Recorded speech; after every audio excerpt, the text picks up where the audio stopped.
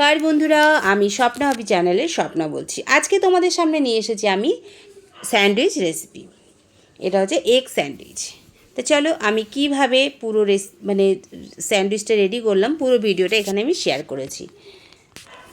একদম ঘরোয়া সাধারণ উপকরণ দিয়ে কিভাবে কি করলাম পুরো ভিডিওটা তোমাদের সামনে শেয়ার করলাম। পুরো ভিডিওটা দেখার অনুরোধ রইল। অনেক সময় দেখবে না খাবারের কিছু বানাতে ইচ্ছে করে না, তখন চটজলদি বানিয়ে ফেলতেই পারো এই রেসিপিটা। তা আমার ঘরে তো ডিম সেদ্ধ দেখলাম রয়েছে, তাড়াতাড়ি করে 3টে আলু সেদ্ধ করে নিলাম, আর ব্রেড তো ঘরেই থাকে।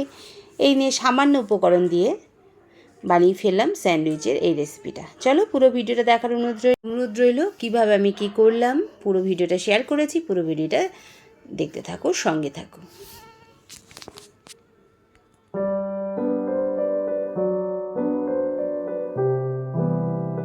দেখো রেসিপিটা তৈরি করার জন্য প্রথমে আমি 3টে কাঁচা লঙ্কা কুচি করে কেটে নিলাম ধনেপাতা কুচি। এরপরে দেব পেঁয়াজ কুচি। একটা মাঝারি সাইজের পেঁয়াজ নিয়েছিলাম, সেটাকেও কেটে নিয়েছিলাম একটা বড় সাইজের পেঁয়াজ, কিন্তু আমি পুরো পেঁয়াজটা নিইনি, আমি আধখানা পেঁয়াজ নিয়েছিলাম। পেঁয়াজটাকেও ভালো করে কুচি করে নিলাম। আর আমার ঘরে ছিল ব্রাউন ব্রেড, সেটার ব্রাউন ব্রেডগুলো 4 ধার আমি কেটে নিয়েছিলাম, মাঝখানে সাদা অংশটা আমি নিয়েছিলাম। ব্রেডগুলোকেও সুন্দর করে কেটে গুছিয়ে নিলাম। দেখো আমার ব্রেডগুলো কাটা হয়ে গেছে।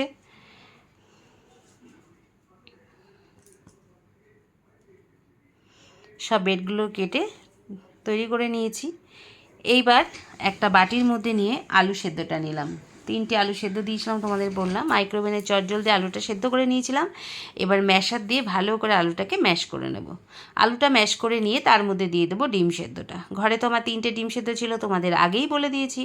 এই যে 3টে ডিম ছিল, এই 3টে ডিমকে ভালো করে এখানে ম্যাশ করে নেবো। আমি এটা কাঁটা চামচ দিয়ে ম্যাশটা করেছিলাম।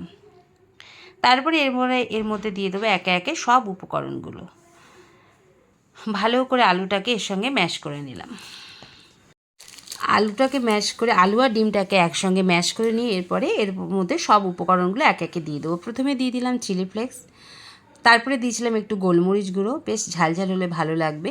তারপরে দিয়েছিলাম 1.5 চামচ টক দই। আমার ঘরে তো মেয়োনিজ ছিল না, তাই আমি দিয়ে দিয়েছিলাম টক দই। খেতে কিন্তু দারুণ হয়েছিল, জানো তো, পুরো মেয়োনিজের স্বাদ এসেছিল। টক দইয়ের সঙ্গে যদি একটু সস বা টমেটো কেচাপ মিশিয়ে দাও না, দারুণ স্বাদ লাগে, পুরো মেয়োনিজের স্বাদই আসে। তারপরে এর মধ্যে দিয়ে দিলাম টমেটো কেচাপ। আমি কিন্তু এখানে টমেটো সস ইউজ করিনি। তারপরে এর মধ্যে দিয়ে দেবো কুচনো পেঁয়াজ, তারপরে দেবো কাঁচা লঙ্কা, ধনেপাতা কুচি, আমি যা যা কুচিয়ে রেখেছিলাম, আর দিয়ে দেবো পরিমাণ মতো নুন। সব দিয়ে তারপরে এটাকে ভালো করে মেখে নেব।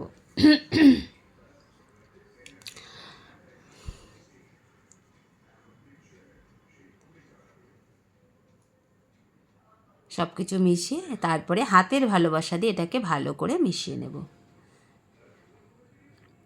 হাতের ছোঁয়া না দিলে কোনো কিছু টেস্ট মনে হয় ভালো হয় না, তাই না বলো? তারপরে এটাকে ভালো করে মিশিয়ে নেব।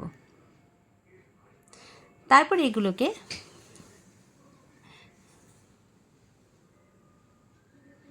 প্রথমে নুনটা দিয়েছিলাম না, পরে নুনটা দিয়েছি, একটু মেখে নিয়ে তারপরে দিয়েছিলাম নুনটা।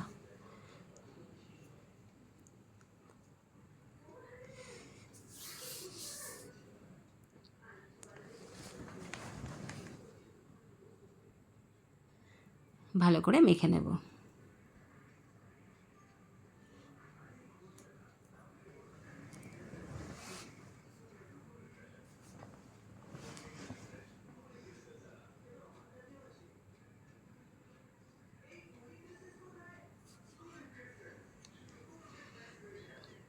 তারপরে যে ব্রেডগুলো কেটে রেখেছিলাম, এক একটা ব্রেডের মাঝখানে দিয়ে, এর মধ্যে তুমি বাটারও দিতে পারো, আমি বাটার দেইনি।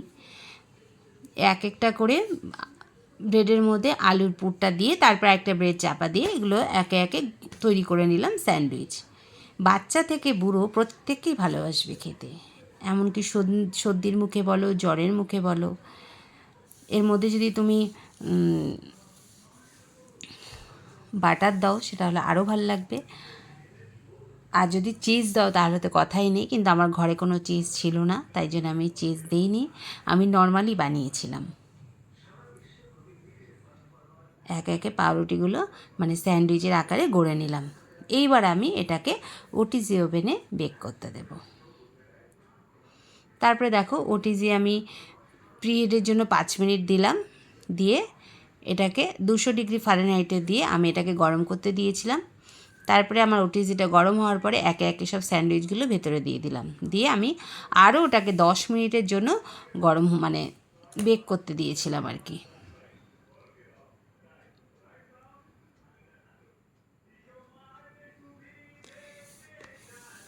এবার এটা বেক হোক।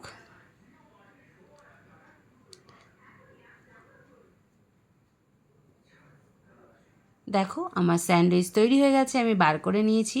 এত সুন্দর খেতে হয়েছিল না, খুব টেস্টি হয়েছিল। আর ডিম সেদ্ধ ছিল, ডিম সেদ্ধ কেটে সাইডে সাজিয়ে উপরে সস দিয়ে পরিবেশন করেছিলাম। খুব সুন্দর হয়েছিল রেসিপিটা। ভালো লাগলে লাইক করো, শেয়ার করো, কমেন্ট করো, নতুন চ্যানেলটা সাবস্ক্রাইব করো।